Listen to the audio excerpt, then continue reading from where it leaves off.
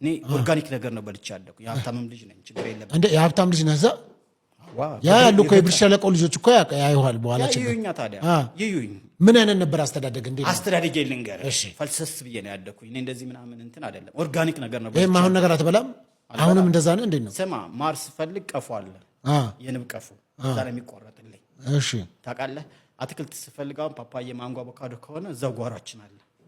ሸንኮራ አገዳ አለ ኦኬ ጤፍ አለ በቆሎ አለ የሌለ ነገር ጠይቀኝ ከብት ካልኩ ወደ ከመቶ በላይ ከብቶች እንዴ እንደዚህ ወዲያው ታረድልሃል አሁን አንተ ሲያምርህ ምናምን በልጅነት ተፈለኩ የበግ ጠቦት አዋ እንደውም ከወተት ራሱ አማርጬ ነው የምጠጣው እንዴት ምን አይነት ነው ለምሳሌ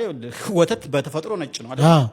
ይሄ ጥቁር አላም ወተት ነው የቦሮ አላም ይሆንልኝ ካልኩኝ ይቀየርልኛል ወተቱን ከላምላም አልፈለግም አልወደውም ካልኩኝ እንደዚህ በባህሪ እንደዚህ ለኛ ነው ሳድግ የመጀመሪያም ልጅ ነኝ ታውቃለህ የቤተሰብ የመጀመሪያ ልጅ ስትሆን የመቅበጡም ነገር አለ መቅበጥም አለ እንዴት መሰለ አሁን ካለው እንትን አንፃር ስታስተያየው እኮ ምንም ነው ግን በዛን ዘመን በወቅቱ በቃ የሀብታም ልጅ መሆን ይሄ